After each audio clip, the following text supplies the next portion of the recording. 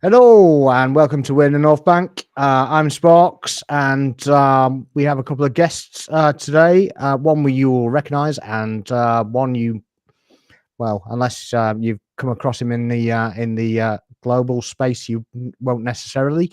But one's Jamie. If you introduce yourself, Jamie. Hello, everyone. It's Jamie Waffles Footy back. We're not the dynamic duo today. We're a triple threat. Nice. Like it.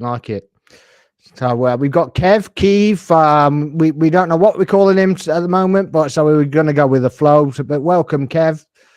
Thank you. Yeah, it's a pleasure to be here. I've jumped onto Jay's TikTok when we was discussing football, and I thought it'd be a great idea to jump on with you guys after we spoke the other day.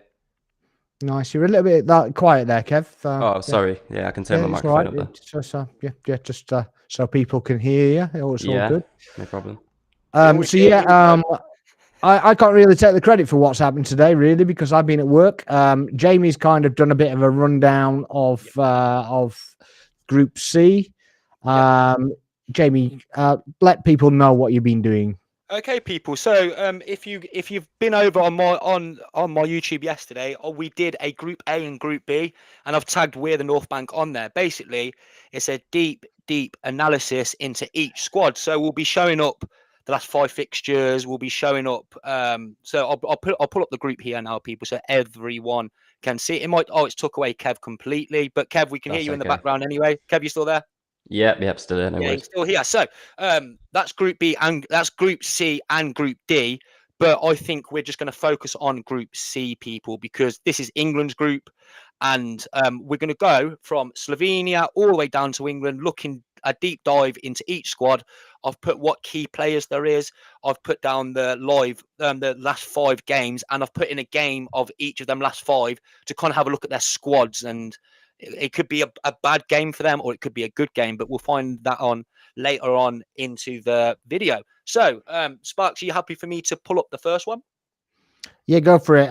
But yeah, what if you're in the live, then if on the YouTube, if you can subscribe, like, and comment at any juncture. If you got any questions, you've got any comments, stick them in the chat, and we can always react to those as well. Okay, happy days. That 3-punch combination, people. 3-bunch combination. We all know it by now. So it's like, subscribe, and comment. So I'm going to pull up the first team, which was Slovenia. If people can see, it's not the best graphic, but I'll pull it up further up my screen. So our key players I've got on here, Kev and Sparks, is Jan Oblak, and as a lot of Arsenal fans will know, is Benjamin Sesko. So your thoughts on Jan Oblak, Sparks, first? I mean, he's a quality keeper. At the end of the day, he's had quite a decent career. Quality keeper. Something we kind of been lacking at Arsenal for quite some time. A keeper of that kind of quality. So definitely key for his team. I mean, obviously we've got. He can't do everything on his own as a goalkeeper, though. That's kind of the biggest problem that they have. They have 1 or 2 superstars and not much of anything else, really. Yeah. Kev, do you want to touch on Jan Oblak? What you know of him? Yeah, I think he's a brilliant keeper. He's definitely up there with some of the better keepers. He's not exactly someone you want between the sticks when you're attacking. He is, I think, probably one of the stronger keepers in the competition. It's just going to be difficult for the team as a whole. They have got the few key players, but when you've got a great keeper on the line, you've got a lot of comfort and confidence, really, in defending. So yeah, and then moving on to Benjamin Sesko. So Benjamin Sesko, from us Arsenal fans, have seen a lot of these highlight reels of him. I think we know that Spark's seen a lot of highlight reels. We're heavily linked with him. He has 14 goals and 2 assists this season over in the Bundesliga. What's your grasp of Benjamin Sesko over there, Sparks? I mean, he's a very tall, agile kind of striker. I don't really know much about him from before the highlight reels kind of came out. To be honest with you, so it's not really something I've I've really taken account of. I know that we're not the only ones watching him. On the club scale, he's quite well sought after. So it's not to be sniffed at. We see what's he got? 14 in what? 14 goals and 2 assists. 14 goals, 2 assists. Yeah. So And I I think that was in 26 appearances. yeah. I mean, that's for country, right? Or is that for club? No. This is all It's solely just pure their, club. yeah, club form. Yeah, I mean, I do know that he didn't start off playing the first part of the season anyway, did he? Because I forget his name now, but the other guy kind of took the prominence, if you like, and then he got in later in the day because he wasn't performing, or I think he had a minor injury, and then he couldn't get back in the side. So he's obviously done enough to keep the other guy out of the side. Whatever his name is, I can't remember. I'm not going to bull crap you into the stage of coming up with logic that I don't have.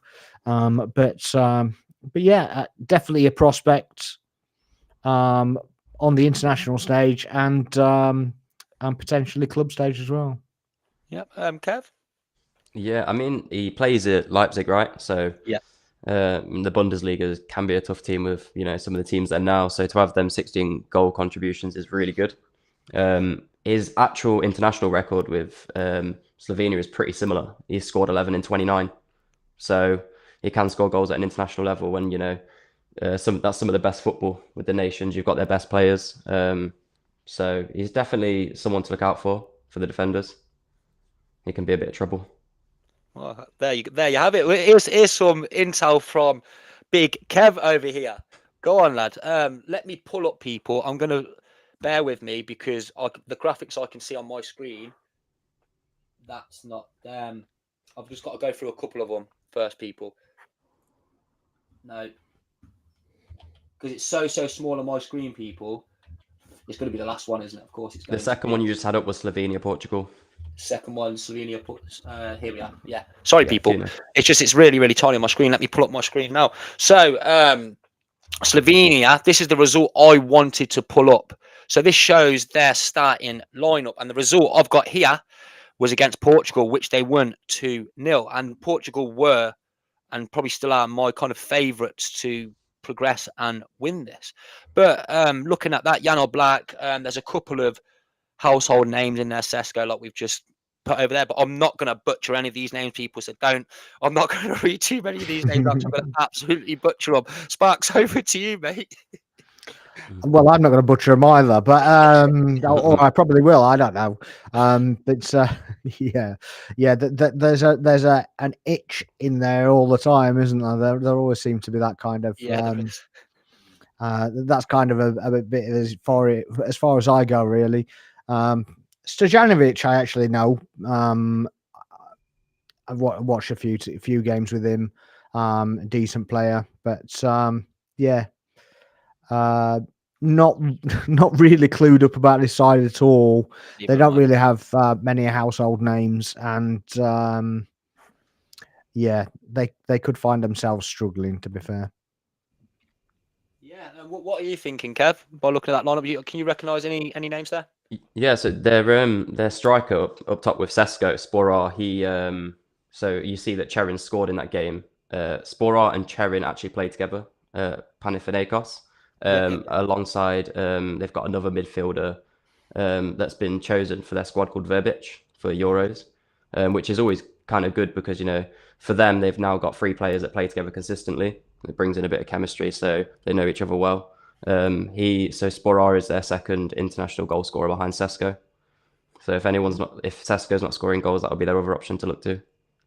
There you have it. So Kev, obviously you've touched on, you know a bit into more the Slovenia squad than probably me and Sparks. I've looked into them. I've looked over today. I've been doing my research, but you've grasped a bit more than what I know, kind of thing. So how do you think they're going to go? Like, what's their odds in qualifying? What are you thinking? I think, it's really hard because we've got in this group, Denmark are a pretty good side, and England have had a few run-ins with them. Serbia are quite a tough physical team with some good players. So it might be unfortunate for Slovenia to be in our group, but they're definitely not counted out. They've always got a chance. They can always nick points against any of the teams. Well, I wouldn't count them out completely. I'm going to pull up the last 5 fixtures if this is the right one, people. That's England. Sorry, That's the England one. That was England's, weren't it? Yeah, there you go. That's Serbia. That's Serbia. Sorry, boys. It's Serbia, just all so mixed up. It's going to be the last one. It's this one. Be the last typical, one, of course. Yeah. Typical. So let me pull up my screen because everything, people, is like this, like that tiny on my screen. So the last 5 fixtures, if you see, 2 draws. You can make it full screen, Pardon? You can make it full screen, What? Oh no, I've just pulled it up full screen now. Okay. Yeah. So the 8th of June, their last fixture was against Bulgaria, which was 1-1, which is a draw. Slovenia versus Armenia on the 4th of June was 2-1. And we've just pulled up that fixture just before, which was Slovenia versus Portugal, which is a very, very, very good result for them. Malta's a poor draw because Malta is a very, very poor squad. I'm going to touch on something there. One of the lads from Malta, who plays in non-league now but used to play at Coventry City, he's with my cousin. So that's just a little bit of a fact for you there. And what are you thinking Spark's going to look at this form guide? I mean, it's quite surprising, that is, to be fair. Just the actual results that they've got out of that. Yep. But they're friendlies, aren't they? It's a different beast to actually playing tournament football. So we can do the form guides all you like. It's not about here, is it? It's about when it actually matters. Yeah, completely agree. Kev? So yeah, I still don't see them qualifying, unfortunately. But yeah, just because the quality of the group. I think I can agree on that one. I think that once we deep dive into more of the teams, especially Serbia next, which have threw a lot of surprises in there for me. Kev, you're thinking on that form guide? Yeah, I mean, look, 5 results with no loss isn't bad. You've got to look at the quality of teams as well, and a win against Portugal is very good for them. I think it does show that on a good day for them, they can come out and play well against better teams. But I completely agree that with the group, unfortunately, I don't think they're going to qualify. I think they will finish bottom of our group. But it doesn't mean they can't shock some people and nick some points. You never know. We've seen crazier things happen. Yeah, exactly right. The knowledge there, Kev, is exceptional, mate. With that Slovenia team, I'm very, very impressed. So moving on to Serbia, which I'll pull up now. But just while we're here, this is obviously on over on YouTube. If everyone can like, comment, and subscribe, and if on Twitter, because we're over on Sparks' Twitter, and I think also mine. If you can get some comments in. All of them, yeah. Is it just on yours? Is it? I haven't turned anything off, so whatever you turned on. Yeah, it's on both of our YouTubes and both of our Twitters. So if you've got any comments, people, put a comment in, and then we'll gladly answer those comments. Bringing up Serbia, so this is their key players. There's a couple I could have mixed and changed with. Kostic is a memorable one to go with as well. But Sergio Milinkovic-Savic has had 23 goal contributions this season. I know it's over in Saudi Arabia, people, but Lazio, he was pulling up the same numbers. What are you thinking on? What's your thinking on Milinkovic-Savic, Sparks? I think he's a quality player, to be honest. I don't think he'd go missing in the Premier League. I think he could play in any league, to be honest with you. I mean, I'm not sure what his age is now, but I think 29. He went over there quite early doors, didn't he? Yeah, he's 29. So he's still in his prime. So still got plenty of years left in him. It's probably a bit of a shame that he's gone over there, kind of before he's had a chance in prime time in another league. So it was the Italian league he was in. He was in Serie A, wasn't he? Yeah, he was playing for Lazio. I think he was at Lazio for about 5 or 6 seasons. I believe it was Lazio. Yeah. Yeah, I mean, he maybe should have taken a step up in Serie A or taken a better role somewhere else. In my opinion, I don't really think the Saudi league comes into it until you're 30s. But different players have different value on money, don't they? I guess, and unfortunately, they end up going out of European shores and playing their trade over there. So. Yeah, unfortunate as far as I'm concerned, but certainly a quality player, and and international stage has done it quite quite consistently over the last few tournaments as well. Sparks, am I wrong by saying this? But were we heavily linked with him last season? SMS, we were kind of linked with him because he wanted to leave Lazio. Sorry, my phone's pinging in my bloody ear hole. Everybody chooses to send me 15 messages. I just had a FaceTime call from my kids. I had to deny it. You're just like, can you see me or something? I'm not that famous. I'm really not. So yeah, you can't see me. So stop messaging me. Anyway, but yeah, but yes, we were linked with him. I don't know how closely we were linked with him. You always get, the kind of period where it's just one thing and every journalist gets hold of it, and it spiraled into this atomic kind of outlier. And do you hear my cat? Yeah. Yeah, he wants feeding and he's scratching the carpet. Sparks, let Kev know about the club mascot. I'm gonna get. He's the club mascot. Yeah, he is apparently the club mascot. Amazing. Yeah. He's very miserable at the minute because I haven't fed him.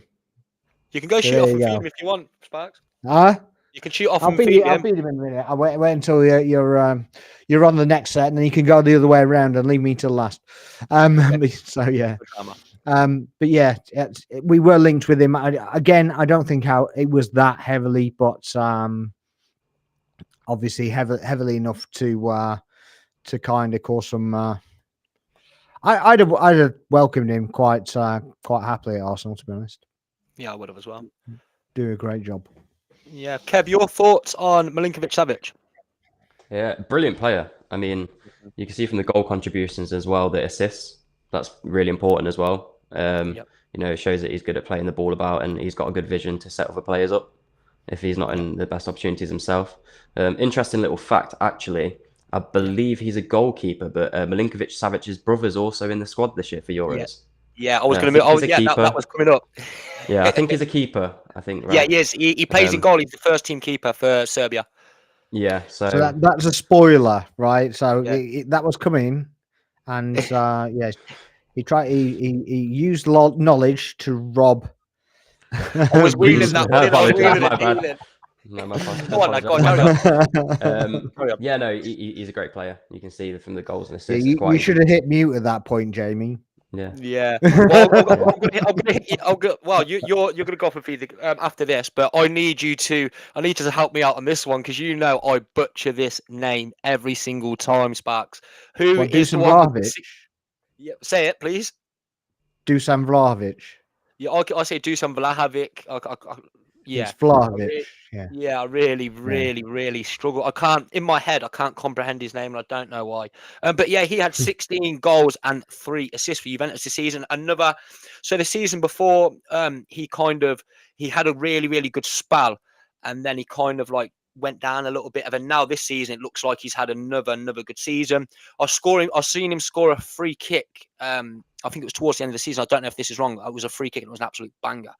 But we've been heavily linked with him many times. Famously rejected us, used us as bait to go towards Juventus.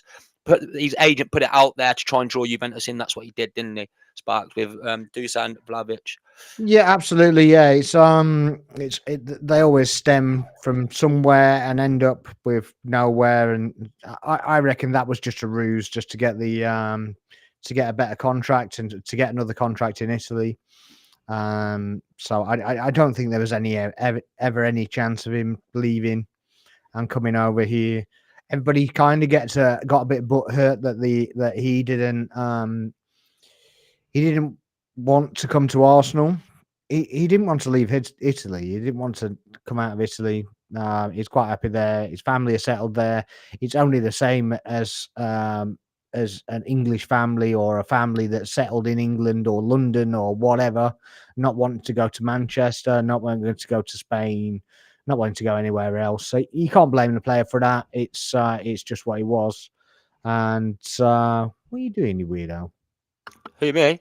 Yeah, I can see I you. I was looking down because you know the little pictures. I was trying to see which one's the next one to roll after. Yeah, all I can see is your blooming is your parting line. Oh, but let's not talk about the airline. Then. Let's keep I've that out got of you. the I've got you on a discussion. 30. I've got you on a 32-inch monitor, and I've got literally just like your Me just- head in my face. It's like head in 4K. Yeah. But yeah, But it's weird. not, I'm not taking the headphones off, lads. Don't tell me to. No, all right, all good. But yeah, I think he's a quality player. He had a bit of a downturn towards the end of the season, but still quality. You can't take that away from him. They changed managers obviously since at the end of the season as well. So clearly something wasn't right in that dressing room as well. So maybe he lost the players. They lost a bit of confidence, and that's that GA is not reflective of his ability, in my opinion. Yeah, I completely agree with that, brother.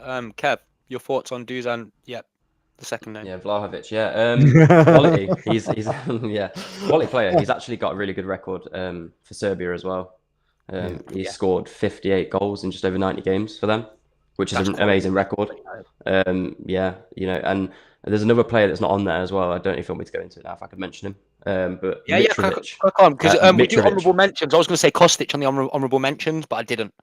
Right, yeah. Well, Yeah, so go on. Mitrovic, he is also got a goal every 2 games for Serbia. Yeah, So yeah, that's two people, that are scoring a goal every 2 games. I mean, Vlahovic, if you want to be technical, is just a bit more than that by ratio. So that's 3 players you really need to look out for, as you said, honourable mentions as well with Kostic, but there's definitely a threat to the defence. 100%. Could you see, Kev? Could you see? After looking into this Serbia squad, which I'm going to pull up in a second in the graphic, I might as well pull it up while we're here. Yeah. Just while it's me and you. Just got to wait for the laptop to load. Is that the Serbia one? That is Slovenia and Portugal. Just keep it in there, guys, because what we got here, because it's tiny on my screen. Denmark. Yeah. Sorry. And there's Serbia, yeah. Yeah, Serbia. So, I'll pull up the form guide afterwards. So, kind of looking at this, what I pulled up this one specifically because it used to be Serbia and Montenegro. So massive rivalry, people. Yeah. They've won 3-1. Mitrovic had 2 goals. Dusan Tadic with the 1. What I was going to touch on, brother, is when looking at this squad, you've got Zikovic, you've got Tadic, you've got Lukic, you've got Milinkovic, Savic in goal, you've got Pavlovic, you've got Nikola Milankovic from Fiorentina. This squad here, looking at it, when I've done a bit more of an in-depth analysis of the squad, they're a very, very strong squad, and I think these are now my dark horses. Yeah, they're a very good squad. I mean, Tadic is a brilliant player as well. You can see he scored in that game. Yeah, yeah. What are you Pavlovic at the thinking? back. Would you think these as a dark horse, brother? Yeah, I would agree. They definitely are. It's hard because there's quite a few teams you'd put as a dark horse, and it's quite competitive nowadays. These would definitely be one of them. Pavlovic at the back as well. He's a pretty solid defender, but he also gets quite a few opportunities to score. So he scored a few goals for Serbia as well. It's definitely it can be a dangerous team. Yeah, definitely. I'm seeing that as a really, really dangerous team as well. And people, obviously, from my TikTok lives and all that, I get quite a few people in there, and then they're all writing off Serbia. They're saying, "We'll wipe the floor with them." Trust me. They're not here. They're not here just to roll over Serbia. This Serbia team is definitely. After looking into it, I said this with Spark yesterday with Switzerland. I think Serbia and Switzerland are my dark horses. I think that if they don't finish second with Denmark, they'll go through as the best placed third. Yeah, I agree. Whoever's facing them in that next round, it's going to be a struggle. It is going to be a big struggle. You agree as well? Sparks, what's your kind of thinking on this? Now you're back in. What are you thinking on this starting lineup? Do you recognise a couple of players in here? Yeah, I mean, obviously Tadic is a big one that's had a lot of Premiership action. Yeah. Lukic has played in Serie A, I believe. Yeah. Am I tripping by saying Lukic played at Fulham? Or am I thinking of a different Lukic? No, I don't think I'm not sure with that one. I don't think he came to Prem. I think he played in Italy. Yeah. Anyways, yeah. I think. Yeah. I might be wrong. Because Milinkovic Savic, the keeper, plays in Italy, doesn't he? Plays in Serie A. Yeah, he definitely plays in Serie A. Yeah. But yeah, there's a few names that I recognise as well there that I couldn't tell you where they play, to be honest with you. But Well, Nikola Milenkovic, he plays for Fiorentina. yeah, That's the centre back I recognise straight away. yeah, I kind of thought that, but then I didn't want to butcher That's it. what I thought I'd help out. But Yeah. they do have a very, very strong squad. Let me pull up the form guide, people. You can see as well with having 3 at the back that they're quite an attacking team and they're quite competent at going forward as well, and they can park the bus as well if they need to. Yeah. Do you think Sparks, in your opinion, and Kev, do you think they're going to come with a low block, or going from this? Do you think that they might actually come in and try go toe to toe with us? I think it's going to depend on the opponent, isn't it? It's going to depend who they're playing. They're probably going to do a low block against the likes of England, but against Denmark they'll probably try and go out, all guns blazing, and certainly against go on. What was the other one? So what's that again, remember the other two. Slovenia. Yeah, Slovenia.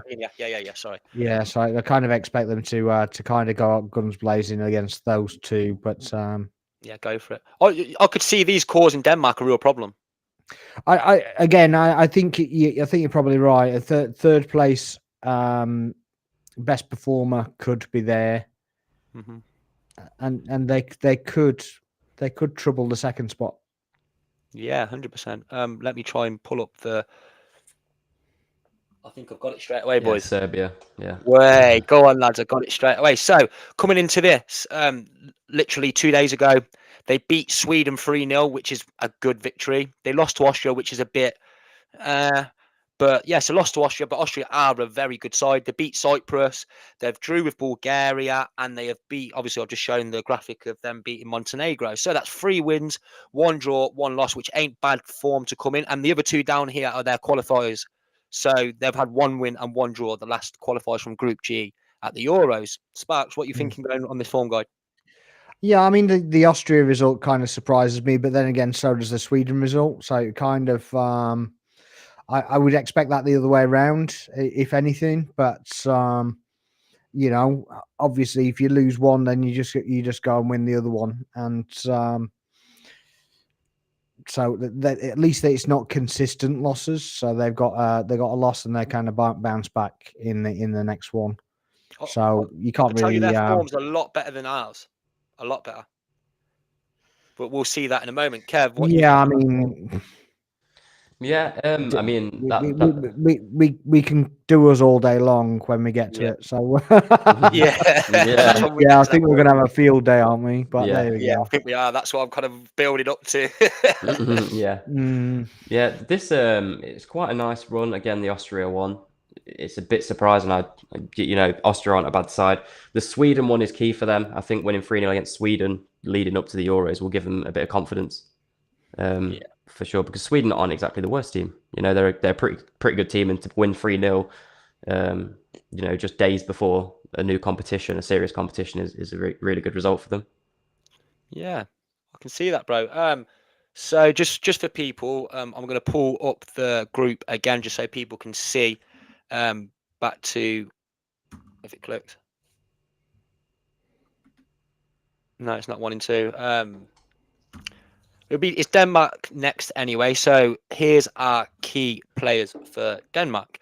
So obviously, I think these are the 2 obvious ones. You could go with quite a few of them, but I just went for household names, so everyone who's involved can kind of grasp at this. So key players: Christian Eriksen, which we all obviously know on Christian Eriksen. My thoughts on Christian Eriksen. He hasn't had much game. He hasn't had much game time at Man United this season. But whenever he puts on his country's top, he's a very, very good player. What are you thinking, Sparks, on Christian Eriksen? Yeah, I mean, he's always been a kind of a linchpin for Denmark, but his form this season's not been great. His international form's not been fantastic either, to be fair. But I don't think he actually started every single game either. So it's there's obviously been question marks from that point of view as well. But yeah, quality player on his day. At this moment in time, his day isn't very often, in my opinion. But certainly he's got the ability to do it. It's just whether he actually performs on the actual day, in my opinion, really. Yeah, I can back So that, yeah. brother. I can back it 100%. Kev, any thoughts on Christian Eriksen? Yeah, I completely agree. I think as well as time's going on for him, I don't think he's got a lot of international competitions left in him. And I do think that he might go into this competition wanting to leave it all out there and put everything into it. He's proved that he's got quality, even though he's not been in great form recently. So he's definitely got the ability, and that can come out in the biggest moments. Yeah, I can completely agree. Let's pull up, if that's that's Serbia again. Sorry, people. It's just literally, you've got a big screen, ain't you, Sparks? My screen's tiny. These are little There tiny you go. images to me. Are we Um, Denmark? Yeah, the tiny images to me. That's England's last So the resort. one you just had up before England was Denmark, yeah. Is it this one here, people? No. Sorry, No, guys. Sorry, yeah, that we've one. messed That's the around a one. little bit. that's Is it this it. one? Yeah, that's the one. Yeah, Oh, but sorry, I guys. can't really see the bottom of it because of the banner. But, Yeah. We can't really see the bottom, but Kasper Schmeichel, Vestergaard, Højbjerg. You've got Hoyland in there. This is just one of the ones I picked out literally the other day. Friendly. Christian Eriksen was on the bench. They beat Norway 3-1 with Odegaard in the side, Haaland in the side. Haaland scored one goal, and Haaland actually had a VAR goal disallowed. But yeah, they're beating Norway. So that's Norway ain't the best team, but they're nothing to be laughed at. So what's kind of your thinking behind that Sparks 3-1 victory? I mean, again, on their day, they're fantastic, but they're often not necessarily on their day. So they're very hit and miss. So unfortunately, they can do it, but whether they do it or not is a different matter. On the day, it is the words of the day really, because Yeah. their day isn't often enough, is it? As an international side, Yeah. they can screw up with the best of them. Yeah, definitely. They don't with for their players that they actually have in their side. They don't seem to do it justice, No. and they just seem to be more miss than hit. For me, in big tournaments, anyway. I mean, I don't know what the form guide's probably going to tell me something completely different. But Yeah, maybe I should have pulled up the form guide you first. should have done No, the form guide first. But at the end it's of not. the day, It's not great either way. it's not. I mean, I bet it's not. No. But even if it was, a lot of that's going to be friendlies anyway, and Yeah. the big tournament stage says that they just don't perform well enough on a consistent basis. Yeah, I can back that. Can everyone? You can see the front three now: Rasmus Højlund, Yeah, we Olsen, can. and Yeah. Damsgaard now, can't you? What Yeah. are you thinking, Kev? You know much about this Denmark team? They've got a good team. The problem is, yeah, they've got to be on their day. They've got some good players, some Premier League players and some that are playing in La Liga too. Højlund, obviously, he has the ability to perform. We know this. Schmeichel's not a bad keeper at all. Højbjerg's a great player. Damsgaard that I always want to look out for. Yeah. So he's the one that scored the 25-yard screamer free kick top corner against England in the Euro semi-final and put us 1-0 down, and that had me worried that game. Yeah. So that's probably just a bit of bias based on past events. But we don't have a great run-in against Denmark, which concerns me. The England squad. We don't. I think we played them twice in 2020 and came out of a draw and a loss. Yeah, we did. Yeah, definitely. Saying that we've got a new team now, and yeah, this is a Norway team. Not the greatest team, but they were still up against players, like Odegaard and Haaland, who are top players. I know that doesn't make a team, but for me personally, I think that Denmark will finish second in the group. Okay. It's tough because Serbia really should claim that position, but I just have this feeling that Denmark are going to come through and be on their day for the group stages. I don't think they'll make it much further than that. But No, I'll see if this is the right form guide, people. Yeah, But that's a 50-50 though, right? From that point Yeah. of view of who finishes second and third, that could go either way, right? It's not a surefire nailed on. You wouldn't put your house on Denmark finishing second. 100% not. I think it No, comes of down course you to if Denmark and Serbia nick points against each other, or possibly the England squad. Yeah. Sparks, I've pulled up the form guide for you. They're not the greatest teams, but it just looks good because it's got 3 wins and 3 draws. But so we've got Norway. They won 3-1. They've beat Sweden not long ago. Sweden seem to be losing quite a lot of games. They only beat Faroe Islands 2-0, and they drew 0-0 to a very, very good Swiss team. This Denmark team and the Switzerland team, I kind of put them like this, like toe and toe with each other kind of thing. If you kind of get what I'm saying, like that draw, I think it kind of elaborates exactly where Denmark are at. But Switzerland can be exactly the same. Yeah, exactly right. That's kind of what I'm grasping So at. Yeah. so Switzerland can be the really stubborn, decent side on their day, and then the next game they'll play, and they're just completely, not at the races, and anybody could beat them really. Yeah, I completely agree. Apart from Faroe Islands, obviously, Agreed. but Yeah. Kev, what are you thinking on the form guide? Completely agree with that. I think that I don't think there is. I would be more worried about Switzerland being in a group than Denmark. 100%. It's not a bad run, but as we say, it's not the best teams. You look at Sweden that have been losing recently. Faroe Islands. So, yeah, I'm still kind of on the same standpoint. It's obviously not a bad result to not have any losses there, but at the same time, the opposition isn't as strong and competitive as what they'll be facing in a week's time. Yeah, it looks like Denmark on their day, Serbia on their day. Like we're saying, we can't predict the future, but on their day they can cause a problem. And it's not the hardest group, but there's a lot. This group is a lot of we're kind of up here, and these 3 are kind of like Slovenia might be a little bit here, but these 2 like this, they're neck and neck with each other. I think by the looks of things. Shall we move on over to England, boys?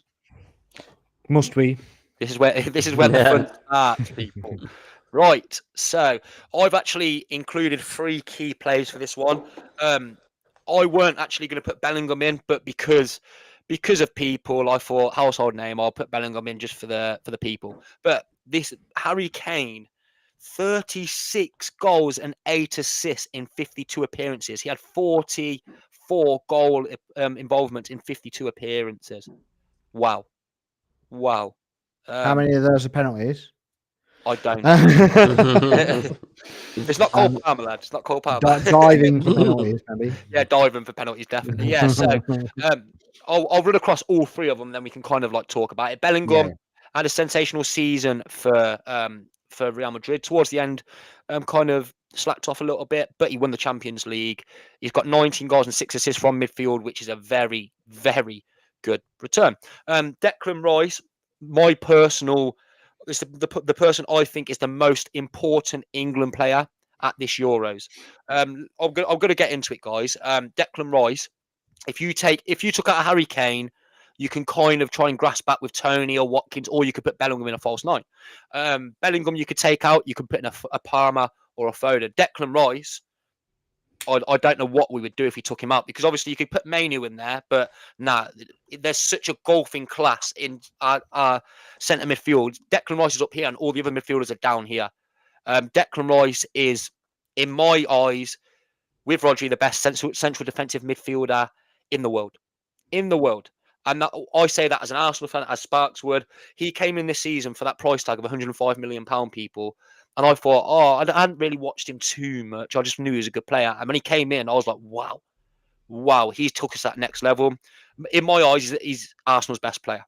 And I think he's England's best midfielder, and he's our most key player. What's your thinking, Sparks, from them 3 there? Well, I completely agree with the Declan Rice kind of loving and whatever, but I think the same goes with Harry Kane. I think if you take him out that side, I think we're struggling for options, to be honest with you, and nobody seems to do it on the international stage for any kind of duration. So I almost think that when you're going to get when Harry Kane goes, you can push Bellingham up there for a false 9. We're almost going to have to do that rather than have a Watkins, have a whoever leading the line as Harry Kane's done, because you can't argue with the numbers. No, you The can't. numbers kind of stack themselves, and he scored goals wherever he's gone. And all right, we have a laugh and a joke that he doesn't get trophies, which is hilarious, by the way. But you know, you can't take away from him what he does on the pitch. He just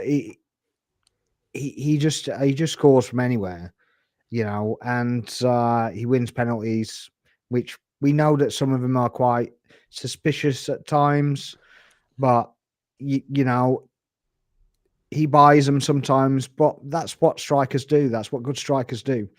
So at the end of the day, I think we're going to struggle when Harry Kane hangs up his international boots.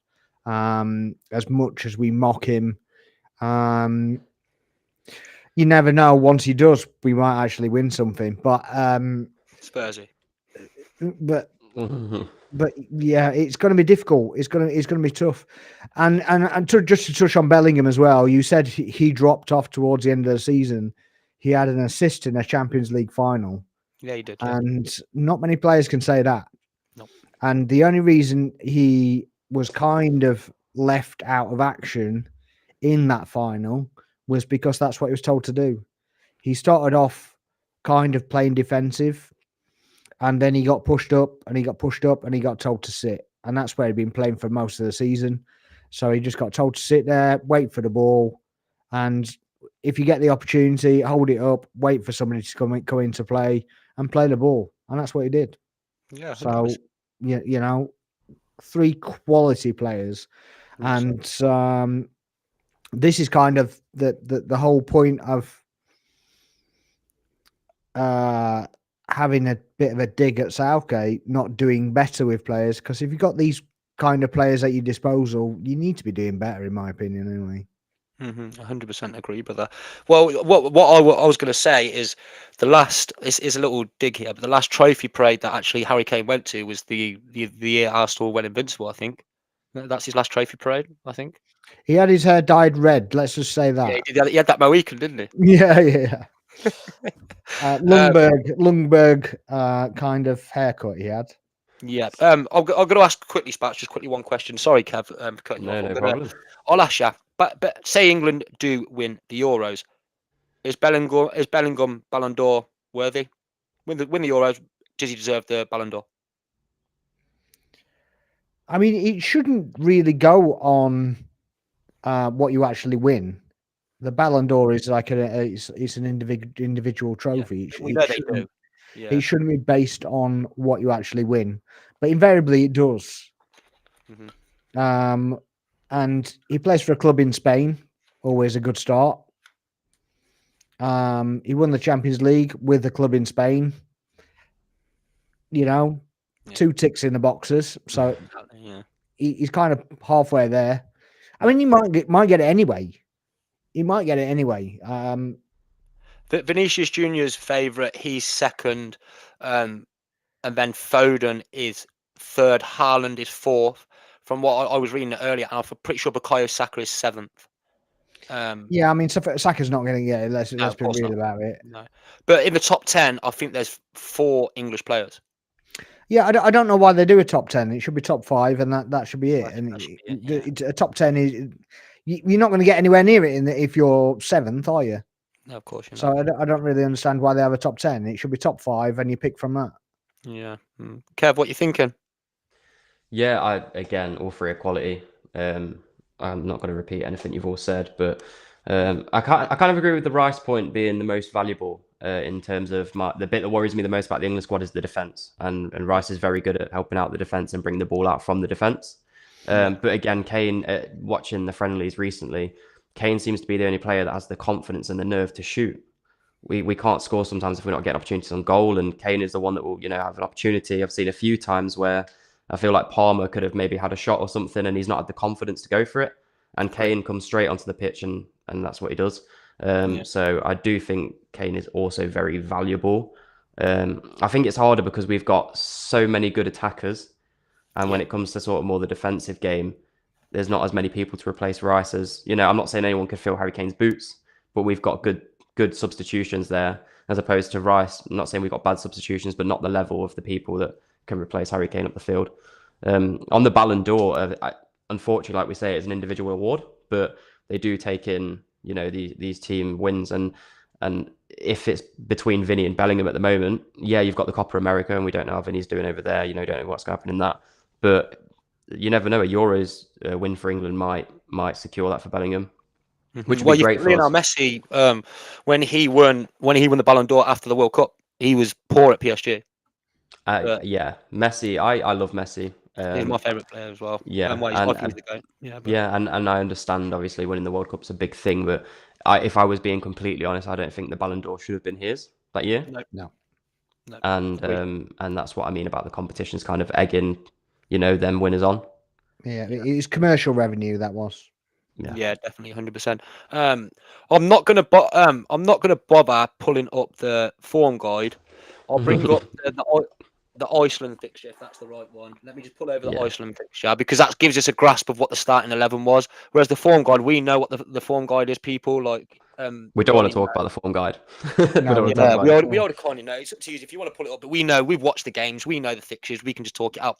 So going into the Iceland game, the one we've just got, we can talk on this. Aaron Ramsdale started, which he wouldn't have been. It would have been Pickford. Kyle Walker, John Stones, Guehi, Trippier, Mainu, Declan Rice, Cole Palmer, Phil Foden, Anthony Gordon, Harry Kane. I'll just go off first and say the starting 11, what I think Southgate will go with, which I've been saying on my TikTok live, it will be Pickford in goal. It will be Kyle Walker, John Stones, Guehi. The back four all stays the same. But then it will be Trent Alexander-Arnold centre midfield next to Declan Rice. This is what I think Southgate will play. Declan Rice with him, and then Saka out on the right instead of Palmer. And then it'll be Bellingham through the middle, and then Foden out on the left, and up front will be Harry Kane. Has everyone agreed on that, or that's what Southgate will put out? I think. Yeah. You kind of agree. That's what he'd put out. I'm not saying that's my team. I'm saying that's what he'll put out. Yeah, there's an argument that he might put Konza in there, but I don't think so. I think Guehi's his favourite. Do whatever. He can also put Trent out instead of Walker, but I don't think he will. No. I think that's pretty much how it goes. Touching on the Cole Palmer thing, where he was like he did shoot a couple of times in the Iceland game and basically just shot at a player, which is his selection could have been a lot better. Harry Kane did sky one from like 5 yards and put it in tier 2. So they weren't all together again at the races, but on another day we'd have scored 3 in that game, and we wouldn't have the concession of that goal, because it wasn't the best defensively. I think Walker got done like a kipper. I think Rice was caught upfield and didn't really have cover, and then Stones, opened his legs. He was done twice, wasn't he? So and Ramsdale could have done better. I still don't think it was his fault, but he could have done better. So, but that result could have been anything for me. He could have been 3-0, but it's We're blessed with an array of talent. I just want to touch on the whole Palmer thing. There's been a lot of shouts for Palmer to come in for Saka, but I think he's had his audition and he's kind of failed the audition. If he wanted to push for that position, he would have played better. When it's a low block, people, when they've got a low block and you've got to play in between the lines, there's no better winger for playing in between the lines than Bukayo Saka. He sits in that half pocket of space, and he's always he's this way, people. If you actually watch Bukayo, he sits there and he gets the ball and he gets in. I don't know if you can touch on that, Sparks, but yeah, but that's how Bukayo Saka kind of plays. He sits on that. He stands in the half turn in a pocket of space when he comes in. The thing is that that a lot of wingers will just run gung ho at the defender, at the fullback, or they'll try and run to a bit of space and put a cross in. And Saka used to do that. Yep. But now he kind of relies on the left back, on the right back rather, to overlap him, to kind of take a bit of attention away while he does like a touch between two players that are inevitably marking him. So he tries to, so he takes it inside, and people say, oh, he's predictable and this, that, and the other. You're like, well, yeah, predictable, but 2 and 3 players can't stop him. Yeah. So it might be predictable, but you know, Iron Robin I was might be able to predictable as predict well. the lottery numbers, but they'll be a week late. Yeah, Iron Robin was predictable. He'd always cut in on his left foot, but he still did it. Everybody knew where he'd go, but they couldn't stop him doing it. Yeah, Bukayo Saka kind of, what I find with Bukayo, when he cuts in, he doesn't shoot when you expect. He shoots just before you're expecting him to kind of shoot, and I think that's what puts the keepers off, and that's why he does it so well. Do you see that, bro? Like he shoots a bit earlier than you think he's going to shoot. I don't think you know what he's going to do. Yeah. I think the only thing you know what he's going to do is cut inside. That's it. Yeah. Once you get in behind those 2 players that you've cut off and left in the smoke behind you, anything could happen. So I don't know what they're watching. I really don't understand, because he takes on players, literally leaves them then for dead, and then relies on somebody else to make the movement for him to either get a shot away or get another pass away, which is why Erdegaard's there, which is why Havertz is there. They're all, that's their job. Their job is to move around, and inevitably in that England game, they were like statues at times. I mean, I don't want to give it a whole rundown like it was. We've already done reactions to that, but at the end of the day, if players make movements, then you're giving options. If you don't make a movement, if you just stand there like a statue, you're easy to defend. They can just stand up in a 5 at the back and 9 at the back, as it probably was in the Iceland game, and there's no threat. And yeah, I mean that one cross that Palmer did to Kane, it should have been a slam dunk for me. I don't know how he missed it, but you know, has he had an injury as well? He had an injury at the end of the season as well, didn't he? Who's Saka? Kane. Kane had a little knock, I think. Yeah, he did. Yeah, so maybe I don't know. Maybe he didn't have a bit of match fitness. Maybe if we're kind of giving him an excuse, I guess. But yeah, for me, he shouldn't have missed that. It bobbled off his shin, didn't it? Yeah. Yeah, I mean, but still, you know, how many of those did you put away? Oh, of course, yeah. Yeah, of course he does. Yeah. So yeah, it was disappointing for me that didn't go in. But then again, you know, it's a friendly, and it was their final at the end of the day. So as much as you know, we can get dramatic about it. Yeah, it didn't cost anything, did it? It's just a warm up for the tournament. Players are running around at 60%, 65%, trying not to get injured, trying to do enough to get a shirt. I'm actually more worried about the exclusion of both Rashford and Grealish, to be honest. In fact, I'd probably put Rashford in more than Grealish. Yeah, because I think the worst one was Branthwaite. Yeah, I mean, I get that, but he's also put in Gahey, who's kind of a. But Branthwaite was the only left-footed centre back, wasn't he? Yeah, I don't get it. I don't get it how I don't get how Lewis Dunk stayed in. Yeah. And Branthwaite goes home, but I guess that he's thinking that struggling for left backs because Dunker's played left back. I think part of it is also we've got a lot of inexperienced players in this squad that have been glued together, and Dunk's got a bit more experience than some of them. I think that played a bit of a factor as He well. hasn't got that much experience though. No, but he's played enough, a few games to go into a new tournament. It's not brand new for him, and I don't know if Southgate's thinking that. Yeah. We don't know what he's thinking at this point, obviously, but Well, you look at that squad there, lads. Guehi, Mainu, Anthony Gordon, even Cole Palmer. They're all coming into their first ever tournament.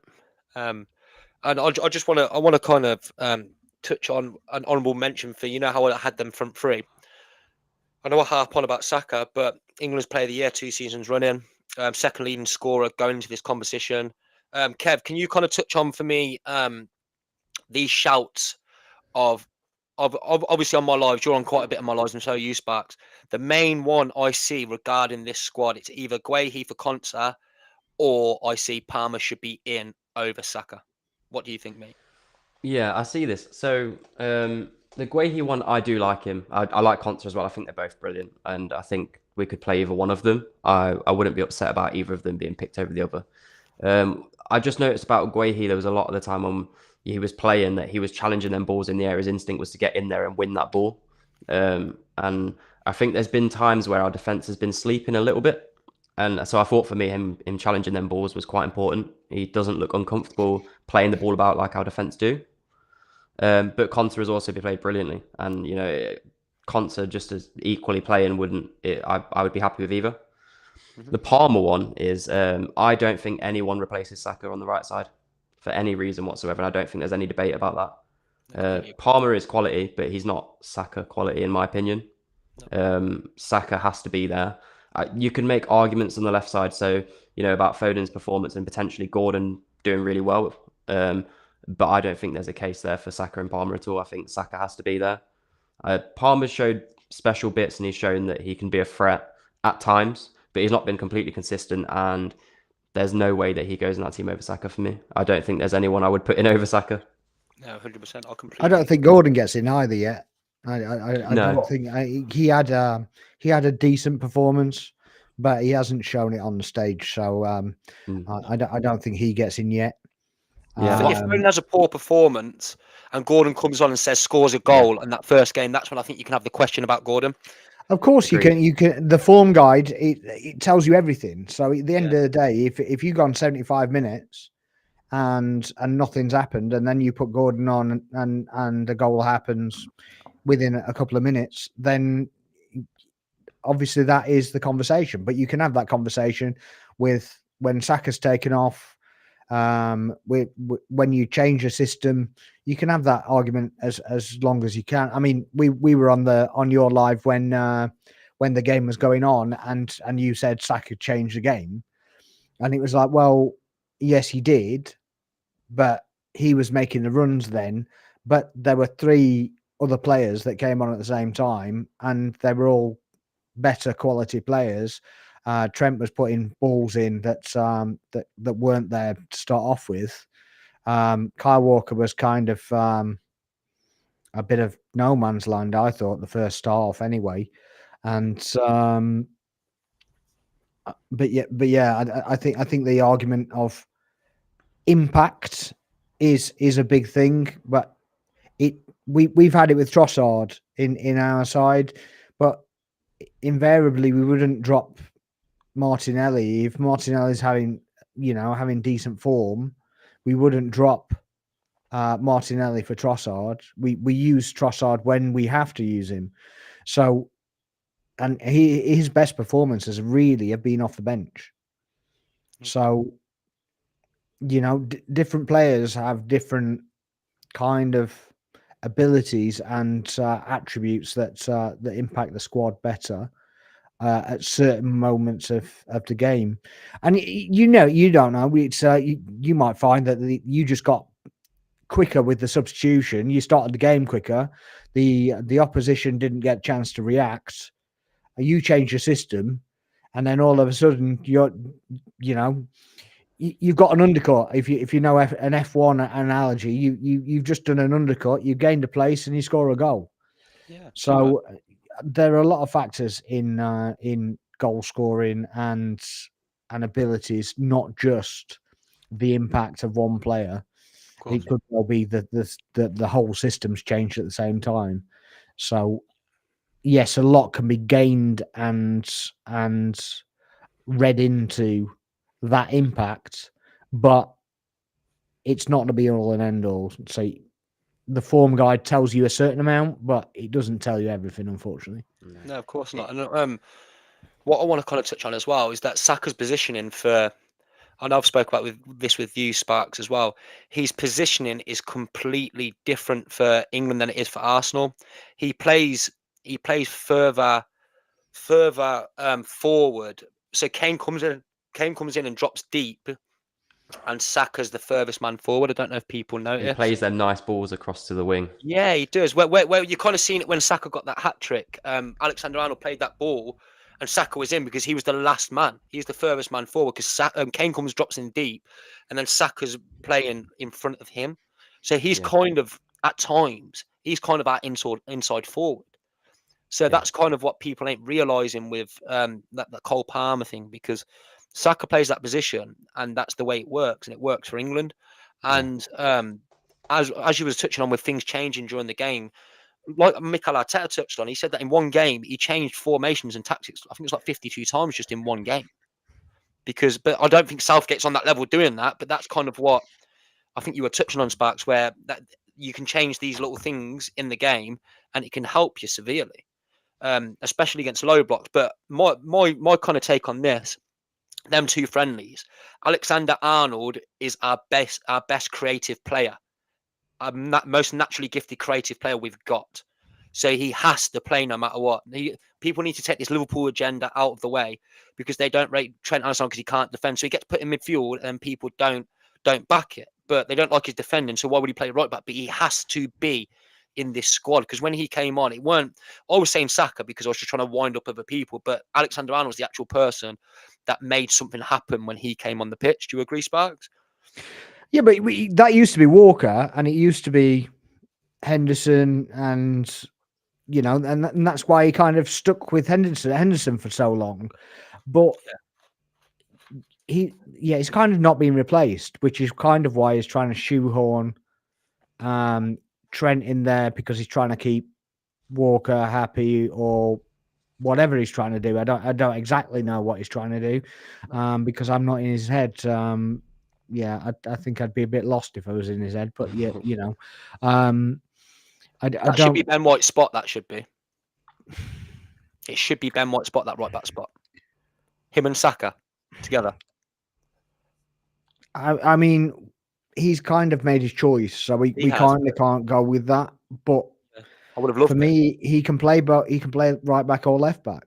Yeah. So I look. My biggest issue, right, with the whole Ben White saga and now the Maddison saga, right, because although Maddison's not a saga because it hasn't been brought into the public domain, because we all love Spurs, so we're not allowed to say anything. But yeah, the Ben White thing was crime of the century, and Maddison went off from the squad, and nothing said about it at all. He was in the pub the next day. Well, I think he went to a gig, didn't he? Yeah. But imagine if that was Saka, Sparks. Imagine, like if he got kicked and he went and done this, the agenda would have been absolutely madness. But do you remember when Rooney did it? Do you remember when Rooney did it? Yeah, I do. Yeah. And Rooney basically, he went off in a huff, and then and then he was in the stand having a bottle of Beck's or whatever, and that's the image we saw for about a week. Yeah. And so it's not just, dare I say, obviously black players and stuff like that get picked on by the media and stuff. No. It's the profile of a player from certain clubs, and it's just, of course it is. I don't really understand why certain clubs get a free ride and other clubs don't. I don't think Mainu would get that right up if he didn't play for Man United. Neither do I. If you have you seen they've all come out about Saka now? Have you seen? I think it was I don't want to say this too wrong, but it was called something black, not like Black Lives Matter, but for the black people. They come out and then they've spoke to. It's a big movement, and they've spoke to the FA. They spoke to England about Saka. There was a big, massive. If people want to look on Twitter now and have a look, there's a big paragraph of them saying, "Why is this happening to Saka? Why is he the front page of Yeah, everything?" but I don't necessarily. Certain things can be perceived as that, right? Yeah, And but it just puts players like that in the firing line. It gives people the but excuse yeah, to be that way. but they've done it with players that aren't Yeah, black, of course they have. Of course they have. right? So But the most recent one has been Raheem Sterling and Bukayo Saka. yes, yeah, absolutely. Raheem Sterling couldn't do a thing right, Yeah. and to be fair, I don't think he even did anything wrong to get that tag at all. No, do you know what, Sparks? Yeah, remember he had that gun tattoo on his leg, yeah. But then Foden's doing celebrations, doing this. But then they drilled Raheem Sterling about that gun on his leg. Do you remember? It was all over the media. He's got a gun tattoo on his leg. Do you remember that? The gun tattoo on his leg used to. I remember something about Briefly, it, but Yeah. And then I mean, I don't know what. celebrations doing that. I'm not just saying because of the black players. I'm saying there is an agenda. You're completely right. Completely right. Alexander Arnold, there's an agenda against him because he's a Liverpool player where people go, "Oh, well, he shouldn't be Yeah. playing because he plays for Liverpool." It's quite simple, isn't it? But I think a lot of this, like I'm saying, I think a lot of this is the accommodating and just basically nursemaiding certain players for too long. Yeah. Not bringing younger players into the squad early enough. Yeah. And this is like the first time pretty much under Southgate that in a pre-tournament friendly that he actually gave younger players or newer players into the squad that aren't necessarily going to play an actual run out. Yeah, it is, yeah. Why couldn't he do that when White was there? Yeah. I'm sure that's not he's not the only one, but that's just the example I think of now, because he doesn't want to spend his life just sat on a bench, Yeah, waiting for something to happen. Well, he knows because he knows that if something did happen to Alexander Arnold, then there was at the time there was Reece James, then there was all these other people. He played a centre back at right back. Yeah, he played a centre back at right back. Exactly, and over he Ben had White. him on the bench. Yeah, exactly. So he's proven a point. Definitely. So, you can't have a go at him. No. Because he's basically gone, well, if you ain't going to play me, and I still say this, even though the press kind of came out and said this is what happened, it's kind of a whole hoo-ha. I still think that's the initial thing that happened, and that's what he's got his back up in the first place. So yeah. I reckon that's what's happened. Yeah, so do I. Yeah. Shall we kind of move on?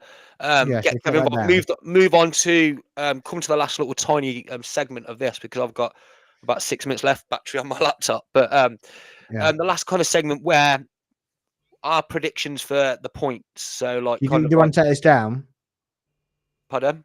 Oh yeah, I'll take that down. Yeah, sorry. Can you take that down, or do you want me to do it? 1 sec. Yeah. I want to. What do we, Kev? I'll come to you first. Thank you, Sparks, for moving that. What point, realistically, do you think England will get? Be as realistic as you possibly can. Don't think with your heart. Think with your head. What? 9 points, 7 points. What are you thinking? I genuinely think 9. Genuinely. Yeah.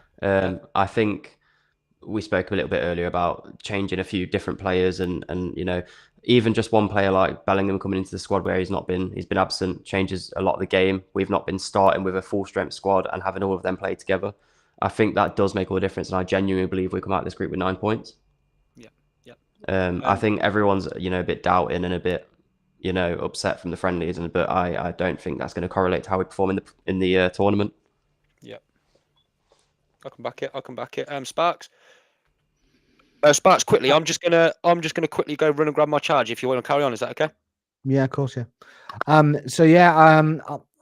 I reckon 7 points is about is where we're at. To be honest with you, I'd like to say 9, but I just don't believe it.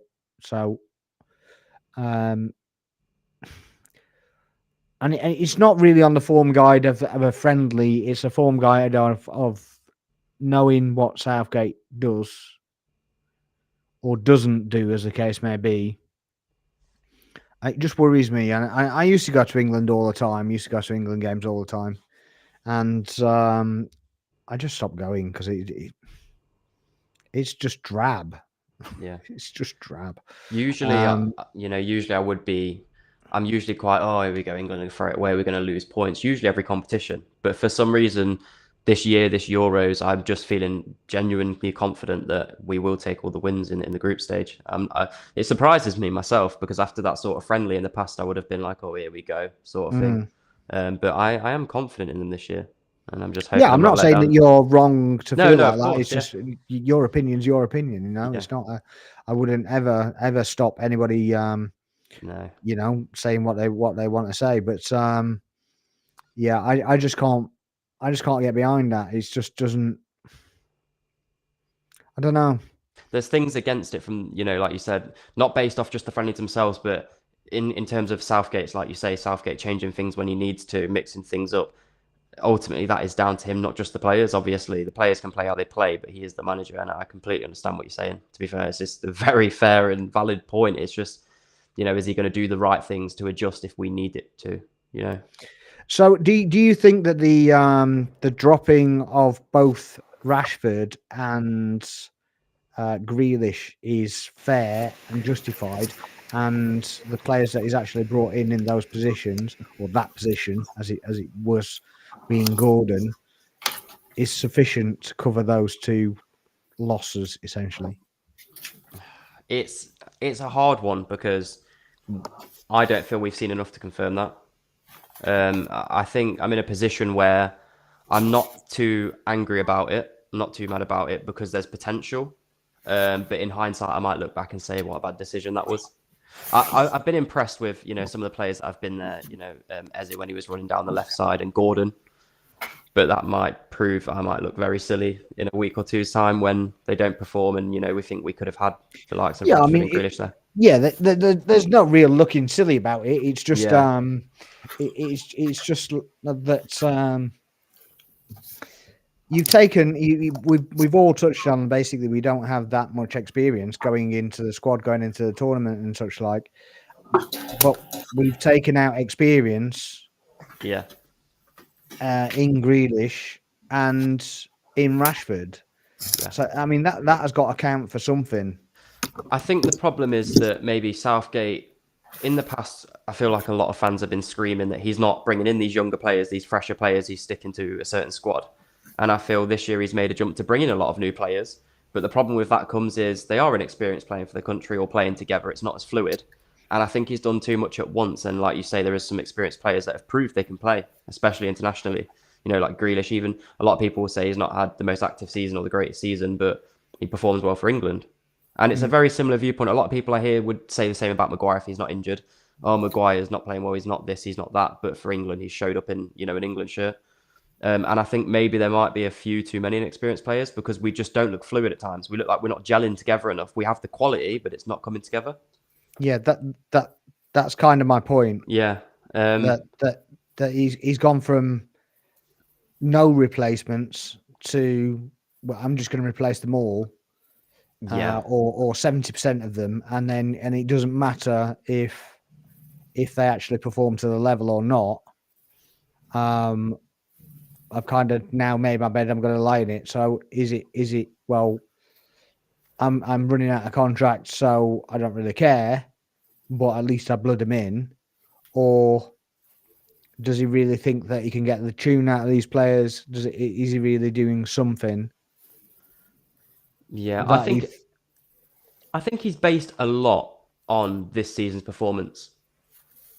With Watkins coming in after his season, and Gordon has been a big shout this season, and Palmer, obviously they've had really good seasons, so some of them you can't really deny looking at them at least. But I think what he's done this season is he's brought a lot of people in based on this season, and I think sometimes you do need that old reliable like Rashford or Grealish. Maybe there's too many people he's brought in with inexperience for the squad, and maybe someone like Grealish would have been great, who's very comfortable playing with these players in an England shirt. Yeah, I mean, he did a pick out in the City game, one of the last City games. Might have been actually been the Real Madrid game. I can't remember exactly now, but he did a pick out of on the back post. Somebody was completely clear because he kind of sucked in players and then just pinged the ball in back post. And if it was Kevin De Bruyne playing that pass, everybody would have been celebrating it for a week. But because he did it, it was kind of nothing was really said about it. Yeah. So I was a bit disappointed for him with that, and I'm not Grealish's biggest fan. I've been a big critic of Grealish because I think he's better than he plays, and I think he's for me he's and I said it before. I don't know if Jamie remembers, but he's like a poker player on a football field for me. He plays the man so much, and the ball is like inconsequential, and then he'll go for dives and he'll go for this, that, and the other. Draws him in, don't he, brother? He draws him in. He does, yeah, he does draw them in, but I also think that he doesn't utilize that as well. He basically takes the easy option when he doesn't really need to. Do you mean in the sense of sometimes instead of beating players and creating space, maybe taking like a set piece, like a free kick or something? Is that what you mean, or? I don't mean the free kick. The free kick situation's completely different. What I mean is, if you've got like a Saka on the right hand side, he will slow his game down, and all right, he'll wait for an overlap or something like that, or somebody to move, and then he'll spin between two players and then play a ball through, or he'll take a shot or square a ball or whatever. For me, Grealish doesn't do that. He kind of draws those players in, and then he'll play the ball backwards and sideways. He could play killer balls, or he could take on those men. Yeah, so And not this is enough why I dangerous say he's plays a from what poker he can player do. rather than a footballer. Yeah, because he's not taking them on. He has the ability to, and this is why it's frustrating for me, because he could literally just nudge it into space, run round, and play a killer ball, or dribble through. Literally, what Saka does. Yeah, and do you think that's a confident thing, Sparks? Do you think that's confidence? I don't know if it's confidence. He's kind of always done it, and it's frustrating for me because you can see that there's a player in there, and I guess that the price tag that he comes with puts extra pressure on him. But yeah, I don't know. He's a lot more creative than he shows. For me, and he could be a lot better, and he'd be a lot better. He'd be looked at in a lot better light because he beats a man, because he does whatever. I hear loads of people basically say all he does is suck players in and then pass it backwards. Yeah, I think I completely agree with Sparks. I completely agree. 90% of the time he does. I think at Villa, he kind of he did exactly what you're saying, but then he actually had some product with it. And then the first season, maybe at Man City, and then he hasn't. Like you said, he just passes backwards. He draws him in, then passes backwards. You're thinking you had all that space. You could have played in someone there, and I think I completely agree with your point there, Sparks. I've seen some of the quality he has. Yeah, some of the quality he has, some of the skill he has. It's really frustrating because you can see it there, and you just go, just okay, nudge it between his legs, and then run in the middle. I think I've seen Guardiola going mad on the touchline from it as well.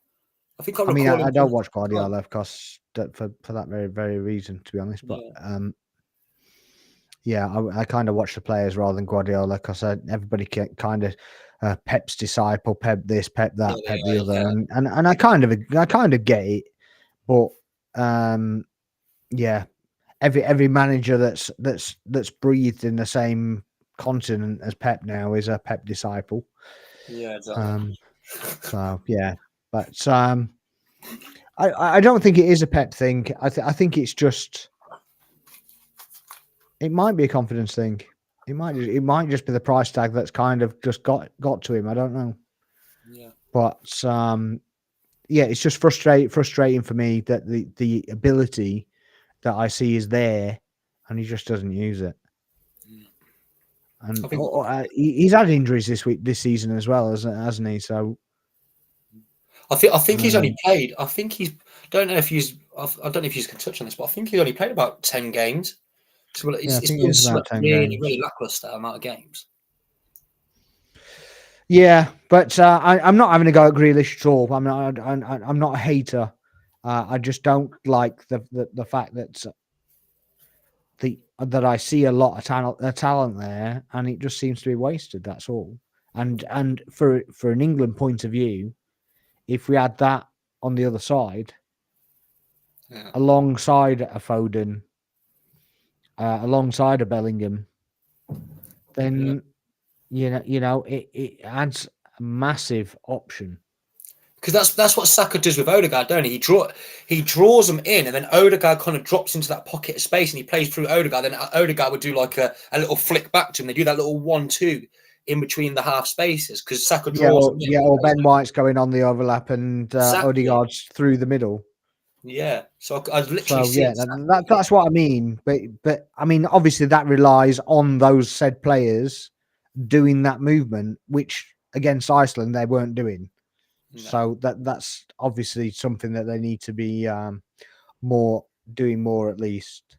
Yeah, but that left side as well, with Luke Shaw's not even back for the first game yet, and I think he's not back until the first knockout game, isn't he? I think Southgate touched on his press conference that he'll be back full training for the second game, but that doesn't mean match sharpness. That means he's not going to play the second game then, is he? No. So we're going to be playing with Trippier at left back or Joe Gomez, pretty much, isn't it? Is anybody else really put off by the Joe Gomez selection? Yeah. Yeah, I think he's only chosen Joe Gomez because he's played at left back, but it's not the greatest choice if you ask me. It's the versatility, isn't it? That's what he's kind of, because when I do them live, people keep commenting saying, "Why no Joe Gomez at left back? Why not?" And I'm thinking, what? Why would you play Joe Gomez at left back when he just doesn't look agile? He's like, oh, they say to me he pocketed Vinicius Junior there or something. I'm like, when did he pocket Vinicius Junior there? I mean, No, I don't. He pocketed certain players there. He pocketed when he played there. Apparently, he pocketed Saka there. No, he didn't. I mean, I seem to remember Saka scoring against Liverpool. Liverpool finished below Arsenal and City, so he's not pocketing that many people, clearly. Yeah, I mean, he's the reason that they didn't. So, or one of the reasons that he didn't. They didn't. So, at the end of the day, yeah, I don't know. I mean, he's just underwhelming for me. Yeah, I used to really like Joe Gomez as a centre back, but considering the other centre backs we've taken, like Gray and Konsa, I wouldn't put him there, and I wouldn't put him left back either. No, it's a good job we've got Trippier, but he's not. He's not a natural left back. He can play there. Well, he was injured as well, wasn't he? Yeah. In that whole defence, we've only got one left-footed player, and he's out injured. One left-footed player across the whole back four, and he's injured. How in this day and age are you not playing with a left-sided centre back? I know I keep touching on this, Sparks, but how in this day and age are you not playing with a left-sided centre back? I don't. It's not 1992 no more, man. Like, what teams do you see with two right-footed centre backs? Hardly none. What could you tell me a team that play with two right-footed centre backs? Maybe Stones and Ruben Diaz, but Stones don't even play centre back. He plays centre mid, really. and then Yeah, Akanji he inverts comes most of the and time, sits doesn't he? centre back. So there's a left-sided centre back still there either way, or Gvardiol, who's a left-footed player. Yeah, yeah. I don't know. I don't know. Because The- every single team pretty much, there's like, unless it's, well, Liverpool play with Matip, don't they? When he was there, but everyone, Arsenal, Chelsea, they all have left-sided centre backs next to a right-sided centre back. And this is No, saying that if Saliba gets injured, we will be playing with two right footers Did you because we see don't his have one. performance yesterday, Sparks? Did you see his performance? Did you see his performance yesterday? Saliba? Yeah. No, I didn't actually. I seen like a highlight reel about 6 minutes of his performance. You know, it's just focused just purely on him. He was He didn't start, did he? No, he got a 7.8 rating. Yeah, but he didn't start. Yeah, I saw the thing saying he started next to Konate, and Konate got 6.1 rating, and then he got 7.8. And he was doing that usual thing, you know, like Sparks. He was at centre back. Yeah, there was three. There was their left, the other team's right winger, forward, and say centre midfield right up close to him. And what does he do?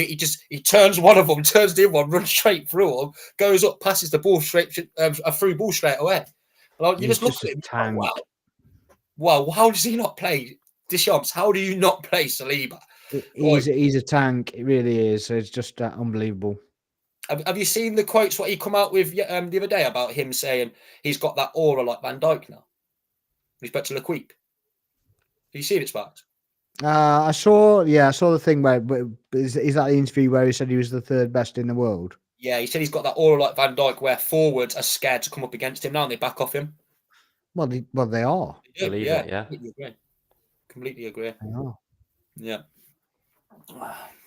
Right. Well, what we're thinking now is this been on long enough? Yeah, I think we're about there, aren't we? Unless anybody wants to add anything. No. I think we've I'll covered just touch on the plenty. last thing about. I think my final prediction for the squad. I'll go with England to top the group, and then I will go with Serbia and Denmark neck and neck. It could come down to goal difference, but I think Serbia second, Denmark third, and then Slovenia in fourth. What about you, Sparks? What are you thinking? Yeah, obviously, I think we're top of the group. I'd be very disappointed if we don't, because it's a relatively decent group for us. I don't know. I kind of have a funny feeling Denmark will do it and finish second now. Yeah, it's Kev's fault. My bad, son. I just, ever since we played Denmark and Damsgaard scored that free kick and had me worried in the semi-final of the Euros. It's been in my head rent-free.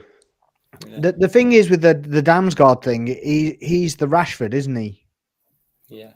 Because he can have that little flick goal that's just on target. Nobody's stopping. You get inside on the right foot. Does it to us all the time. I just struggle with it. I just struggle that he's not there or Grealish isn't there. Do you know what the worst thing, people? Yeah, you know that Damsgaard. Yeah, he's going to be playing against Trippier. He's not going to be playing against Luke Shaw.